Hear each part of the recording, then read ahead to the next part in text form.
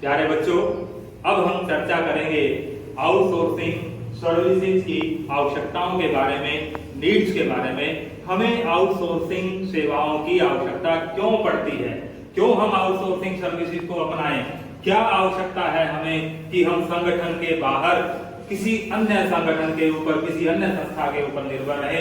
ऐसे कौन कौन से कारण हैं जो हमें विवश करते हैं कि हम आउटसोर्सिंग सर्विसेज को फॉलो करें, आउटसोर्सिंग सर्विसेज को अपनाएं। हमारे व्यवसाय का दिन प्रतिदिन पैमाना बढ़ता जा रहा है, दिन प्रतिदिन प्रतियोगिता बढ़ती जा रही है और गला काट प्रतियोगिता का सामना हम करने को मजबूर हैं। और जो प्रतियोगिता है स्थानीय स्तर से लेकर के अब वैश्विक स्तर तक पहुंच गई है। और यदि हम वैश्विक स्तर की प्रतियोगिता में बने रहना चाहते हैं, उसका मुकाबला करना चाहते हैं, तो हमारे द्वारा जो उत्पादन किया जा रहा है, चाहे हम किसी वस्तु का उत्पादन कर रहे हैं, चाहे किसी सेवा का उत्पादन कर रहे हैं, वो ना केवल विशिष्टीकृत प्रकृति की हो बल्कि अपेक्षाकृत सस्ती भी हो। और इस सब को यदि हम चाहते हैं तो हमें आउटसोर्सिंग ही एक ऐसा माध्यम नजर आता है जो हमें इस सब की उपलब्धि करवा सकता है। तो उसके बारे में अब हम पॉइंट टू पॉइंट डिस्कस करेंगे कि हमें आउटसोर्सिंग सेवाओं की आवश्यकता क्यों है। सबसे पहला कारण है अच्छी क्वालिटी की सेवाएं प्राप्त करना। यदि हम चाहते हैं कि हमारे द्वारा जो सेवाएं प्राप्त की जाएं वो विशिष्टीकृत हों, उसके लिए हमें निश्चित तौर पर एक ऐसे सेवा प्रदाता को चुनना होगा जो कि केवल वही और वही कार्य करता है। क्यों? क्योंकि एक ही कार्य को बार बार करने पर वो व्यक्ति अपने कार्य में दक्ष हो जाता है और उसकी दक्षता का लाभ यदि हमें मिल जाए तो सोने पर सुहागा हो जाता है। हम चाहते हैं कि हमारी संस्था को विशिष्टीकृत सेवाओं का लाभ मिले, तो हमें आउटसोर्सिंग को अपनाना ही पड़ेगा। तो प्यारे बच्चों, यदि हम चाहते हैं कि हमारी संस्था अच्छी क्वालिटी का उत्पादन करे तो हमें उन सेवाओं को चुनना होगा जो कि अपेक्षाकृत उत्तम क्वालिटी की है, गुणवत्तापूर्ण है और विशिष्टीकृत है। एक व्यक्ति एक ही कार्य को यदि बार बार करता है तो उसके अंदर दक्षता आना स्वाभाविक ही हो जाता है। जैसे कहा भी गया है, कर्त कर्त अभ्यास के जड़मति होत सुजान, रसरी आवत जावत ते सिर पर निशान।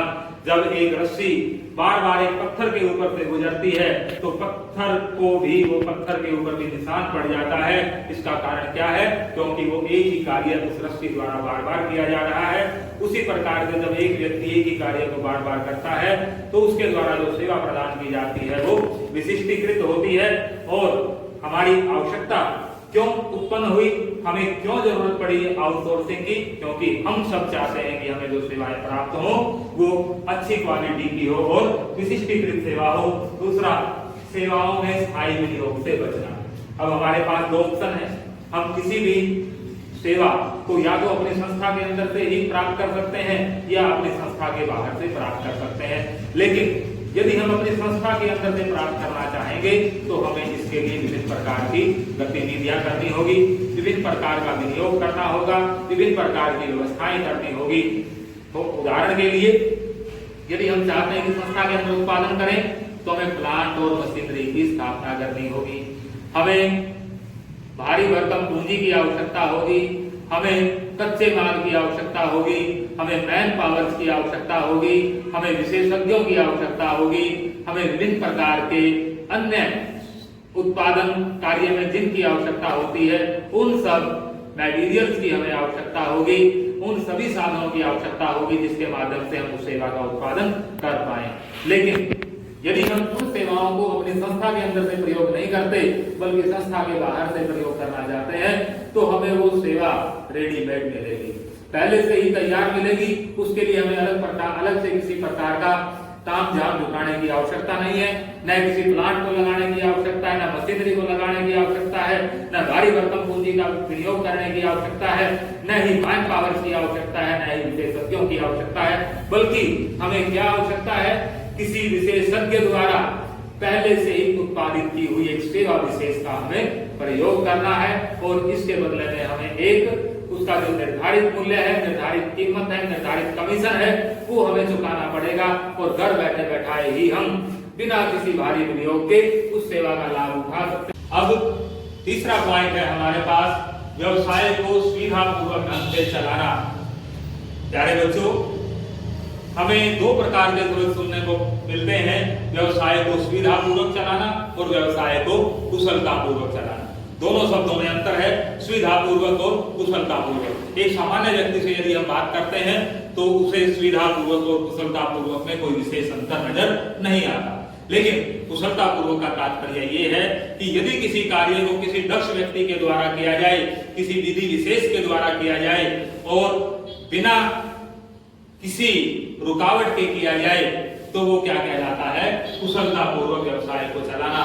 लेकिन सुविधापूर्वक चलाने का मतलब क्या है कि जिस कार्य को करते हुए हमें किसी भी प्रकार की परेशानी ना उठानी पड़े, वो कहलाता है किसी कार्य को सुविधापूर्वक या किसी व्यवसाय को सुविधापूर्वक ढंग से संपन्न करना।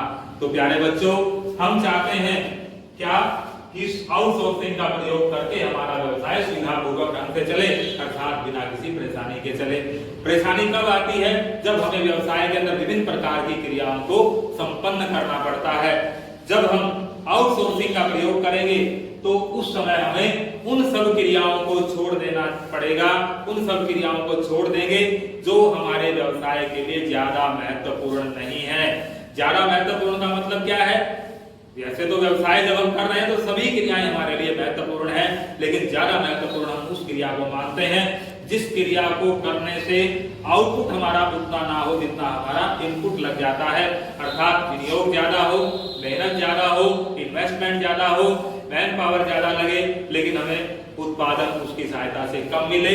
ऐसी संस्था, ऐसी एक्टिविटी हमारे लिए कम महत्वपूर्ण होती है। लेकिन ऐसी एक्टिविटी जिसके ऊपर हमारा उत्पादन हमें ज्यादा चाहिए, हमारा विनियोग ठीक हो, सामान्य प्रकृति का हो, उत्पादन भी सामान्य प्रकृति का हो, लेकिन उस एक्टिविटी को यदि हम बढ़िया ढंग से ना करें तो हमारा उत्पादन, पूरी की पूरी संस्था नेगेटिवली प्रभावित होती है। तो वो एक्टिविटी, वो क्रिया हमारी संस्था के लिए कहलाती है मुख्य क्रिया। तो प्यारे बच्चों, यदि हम आउटसोर्सिंग का प्रयोग करेंगे तो हम अपना ध्यान सिर्फ उन क्रियाओं की तरफ केंद्रित कर पाएंगे जो हमारे व्यवसाय के लिए बहुत ही ज्यादा महत्वपूर्ण है।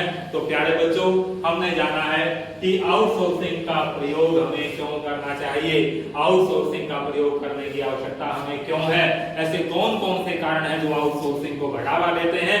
उनके अंदर हमने जाना कि हमारे 3 प्रकार के पॉइंट्स हैं, 3 कारण हैं जो कि आउटसोर्सिंग को बढ़ावा देते हैं। सबसे पहला कारण है, हम चाहते हैं कि हमारी संस्था को विशिष्टीकृत सेवाएं प्राप्त हों।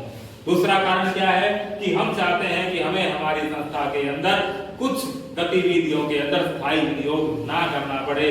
और तीसरा कारण है कि हम चाहते हैं कि हमारा व्यवसाय सुविधापूर्वक ढंग से चले, बिना किसी परेशानी के चले, कुशलतापूर्वक चले।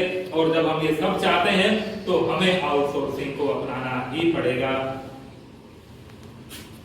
ठीक है।